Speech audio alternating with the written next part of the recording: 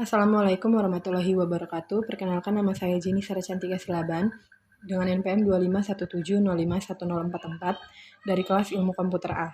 Di sini saya ingin membuat video tugas pengganti dikarenakan pertemuan 8 kemarin saya berhalangan hadir.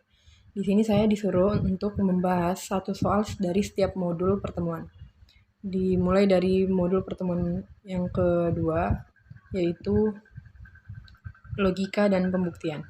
Di sini saya udah ngeliat ya, tapi nggak ada contoh soalnya, Kak. Jadi saya ambil contoh argumen dari contoh dari ininya, materinya ya, materi argumen valid atau modus ponens. Yang dimana diberikan premis 1, jika hujan maka jalan basah. Premis 2, itu hujan. Berarti kesimpulannya jalanan basah.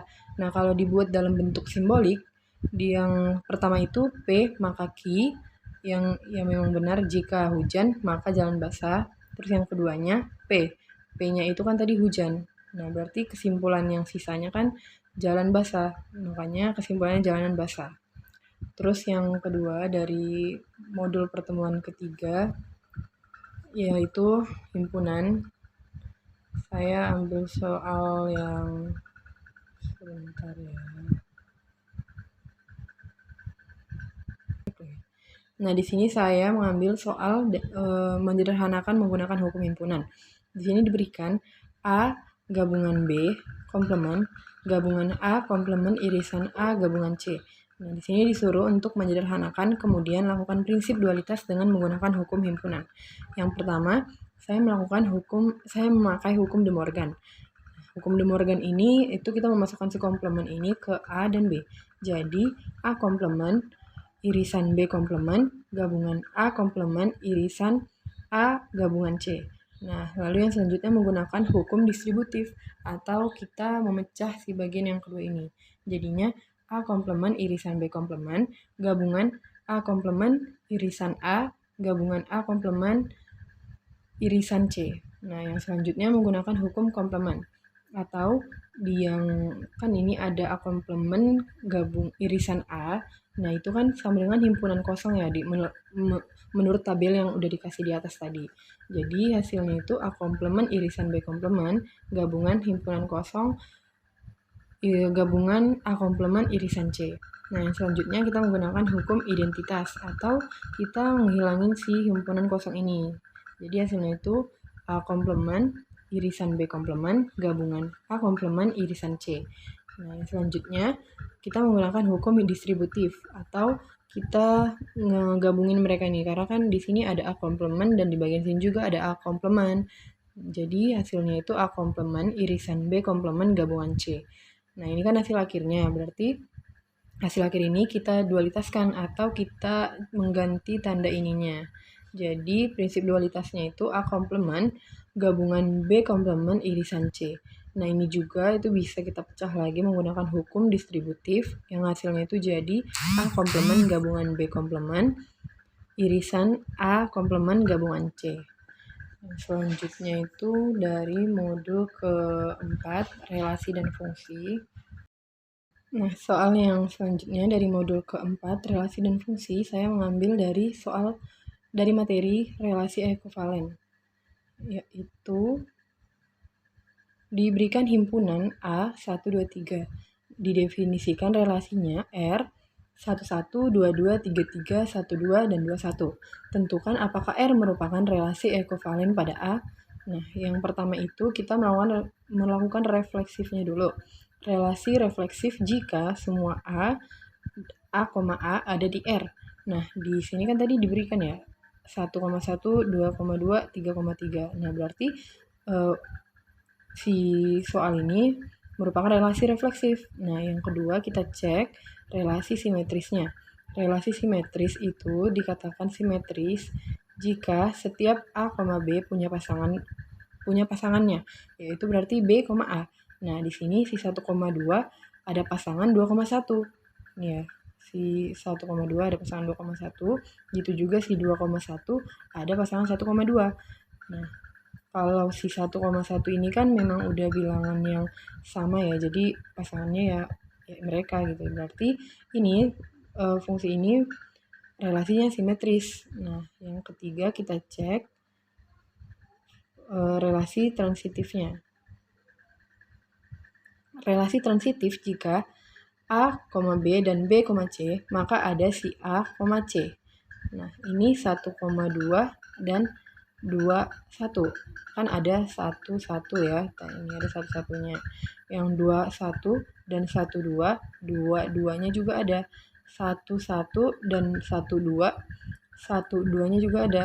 22 dan 21, 21-nya ada. Berarti ini transitif. Nah, kesimpulannya, karena R memenuhi ketiga sifat, yaitu sifat refleksif, simetris, dan transitif, maka R adalah relasi ekivalen. Yang selanjutnya itu dari modul ke-6, induksi matematika. Nah, yang selanjutnya itu dari modul pertemuan ke-6, yaitu induksi matematika.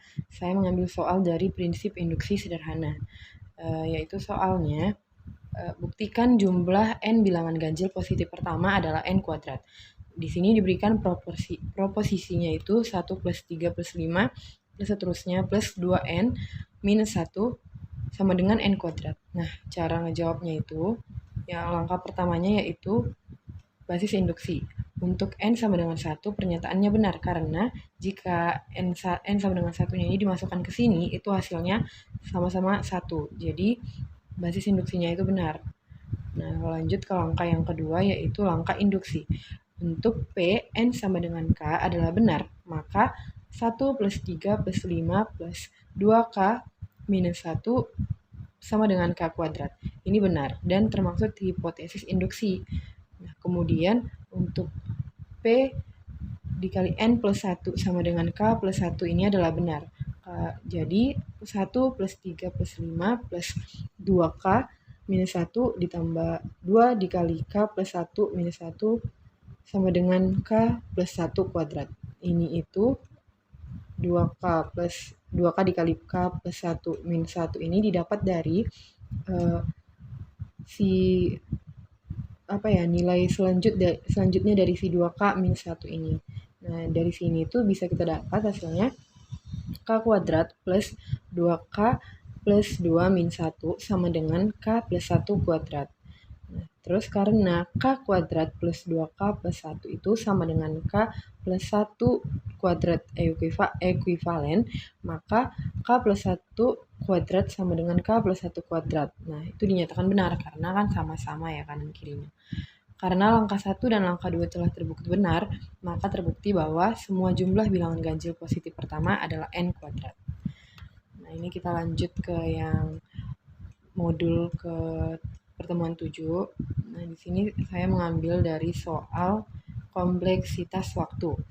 Di sini kan ada algoritma Nistolup, deklarasi I, J-nya itu sebagai integer, dan deskripsinya for I kurang dari 1 to n do, for C kurang dari 1 to n do, outputnya itu I, J.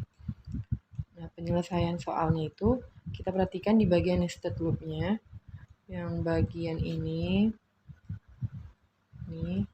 Nah, terus di sini kita akan melihat tabel analisisnya, di mana untuk I sama dengan 1, maka si J-nya itu akan jalan N kali, gitu. Nah, gitu juga kalau misalnya si I-nya itu 2, total per I-nya itu tetap sama-sama N gitu loh. Jadi, total tiap barisnya itu sama dengan N operasinya. Nah, terus